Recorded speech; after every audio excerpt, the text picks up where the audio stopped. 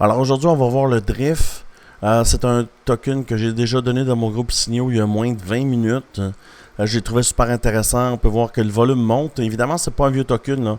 Le token, il y a environ 7-8 jours là, ici sur la plateforme BitGet. Puis il y a beaucoup de potentiel. Alors aujourd'hui, on va l'analyser. On va voir où il va se rendre et on va faire une projection de prix dans le futur. Et puis, je vais te montrer où tu peux rentrer là, pour avoir des gains 50, 60, 100% sur le drift. Il faut savoir que moi et mon team, on est tous rentrés dessus. Et puis, si tu veux me rejoindre sur mon team, c'est Crypto Québec Résultats ici. 310 personnes. Tu vois les résultats, les gens partagent les résultats qu'ils ont eu. Il y a quand même de super beaux résultats. Et puis, si ça te tente de rejoindre mon team Crypto Québec, tu peux me rejoindre sur BitGet. Team Crypto Québec sur BitGet ou sur Butinic, c'est un exchange Gino KYC. Évidemment, ça veut dire que c'est un exchange que ton nom n'est pas sur ton wallet. Ça peut être intéressant là, quand tu fais de gros gains. Alors, si tu prends une de ces deux exchanges, je te mets dans mon groupe Telegram ici où on est 310 personnes.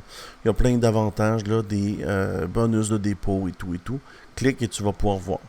Maintenant, passons aux choses sérieuses. Pourquoi moi et mon team, on est rentré sur le drift? Comme ça, on ne peut pas le voir, mais si on descend de time frame, on peut tout de suite voir là, que c'est bon. Alors, là, ce qui se passe, c'est que le volume monte. Hein? On voit que le volume monte. On voit que le prochain arrêt, c'est 1,64$ et le deuxième arrêt, c'est 1,91$.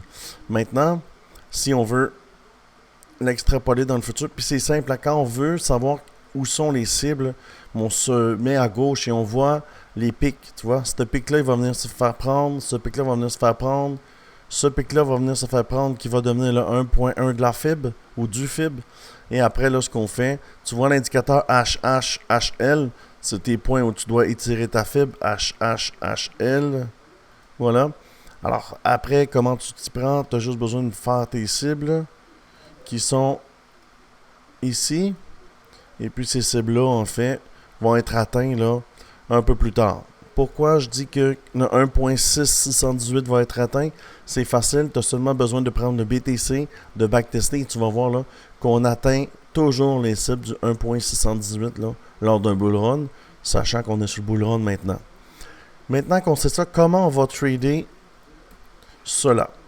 Alors, on peut voir ici qu'on a un Golden Dot. Un Golden Dot sur Market Cypher, c'est rare. Là. Dans l'histoire du BTC, sur le daily, il y en a eu 3.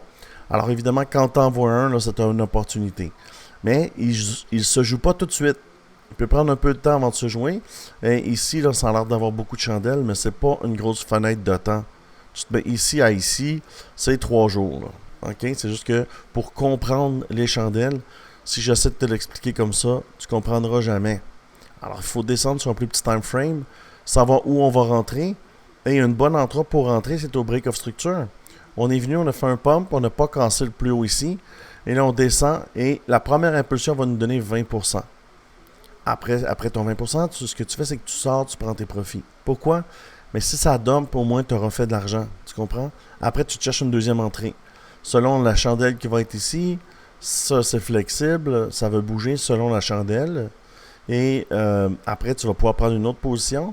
Et au lieu de faire seulement 20% puis un autre 12%, mais en prenant ça ici, tu gagnes ce pourcentage-là supplémentaire. Et là, ce que tu vas faire, ou ce que moi je vais faire, parce que ce n'est aucunement un conseil financier, je vais trader ça en palier. Pourquoi? Ben, je vais te le montrer tout après. Je vais faire ça comme ça, je vais faire ça comme ça, je vais faire ça comme ça, et je vais monter, ainsi de suite, jusqu'à ici, qui est le top, qui est la prédiction là, pour le drift de 2,80$. Mais avant d'aller plus loin, qu'est-ce que le drift? Bien, le drift, c'est ici, en fait, tu vois. Si tu veux me suivre là, sur CoinMarketCap, dans la bio, là, il y a le lien pour me suivre sur CoinMarketCap. Je viens de créer un compte et j'ai déjà là, 56 abonnés en moins de 36 minutes. Alors, si tu regardes le drift, il y a une belle affaire, mais ce qui est intéressant, c'est que c'est un mid-market cap. Il n'est pas gros, le market cap. C'est facile de rendre le drift là, à 1 milliard. On est à 371 millions. Et puis, le token vient de commencer. Tu vois ce que je veux dire? Alors, pour le bull run, c'est sûr que le market cap, viser des market cap qui sont en bas du milliard, c'est très intéressant. Parce qu'en fait, pour doubler ton profit sur un market cap d'1 milliard, il faut qu'il rentre 1 milliard de dollars supplémentaires. C'est difficile. C'est difficile. Tu comprends? Alors, en choisissant des mids, tout ce qui est aux alentours d'en bas des 500 millions, c'est plus facile à doubler. Mais il faut savoir que le Peanut, lui, le Peanut, c'est un mime. C'est un mime, ça. C'est un mime. Il est rendu à 1,7 milliard de market cap en 10 jours.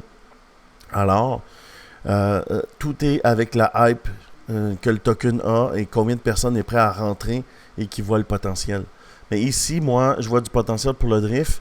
Peut-être pas à 1 milliard de market cap, mais je suis sûr qu'on va se rendre à 500 millions, 600 millions, facile, là, avec ce token. Alors, si tu veux me suivre sur CoinMarketCap, tu vas voir, là, clique, tu viens ici sur mon profil, puis tu vas pouvoir voir le lien dans la bio. Alors, voici pour le drift. Et puis, je te dis pourquoi que on rentre pas directement ici. Parce que si tu rentres directement ici, tu vas acheter un top. Je m'explique. Regarde ici où on est arrêté.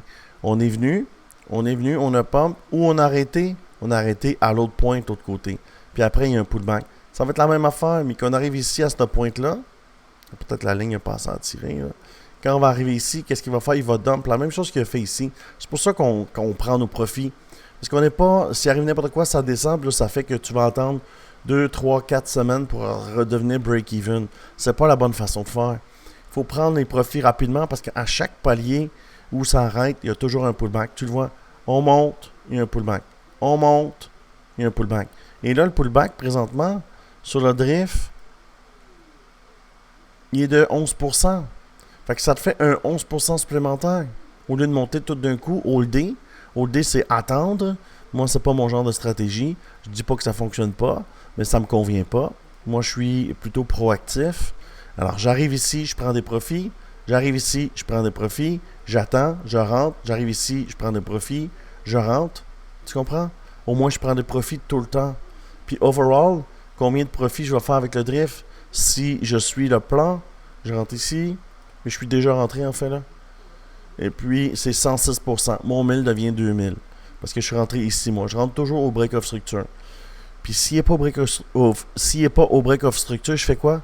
Ben, j'en prends un autre. Il y en a 825 tokens sur la plateforme BitGet, là. J'en prends un autre. Tu comprends? Fait que c'est pour ça que je te dis, moi, si tu as le goût de prendre le drift, c'est ici. Au break-off structure. Puis avec un stop, ça mèche. Tu peux pas te tromper, là. OK? Facile. Alors, c'est ce que je vois pour le drift. Si ça te tente de venir me rejoindre dans mon Discord, où je partage tout, en fait, tu vois. Tu as les indicateurs que tu as vus ici, là. Les indicateurs que tu vois avec les vecteurs candle, avec le volume. Regardez le volume sur le drift. C'est une affaire de fou. Ou le Fumanchu, avec le Golden Dot, les bullish divergence. Mais en fait, c'est ici, sur Discord. C'est gratuit. Tu viens, tu as les annonces, les liens, les indicateurs. L'indicateur Crypto-Québec qui a été développé par Steph. Il est ici. Les nouvelles vidéos et tout. Et on a une section live trading là, qui est ici. On voit qu'il y a 2, 4, 6, 8, 10, 12 personnes. Mais c'est quand même dimanche matin à 8h. C'est pas tout le monde qui est debout pour faire du live trading. Mais pour la session asiatique du dimanche soir, c'est une des plus belles sessions à trade. Il n'y a jamais de pullback. Puis ça, je te parle de ça parce que je trade depuis 2017.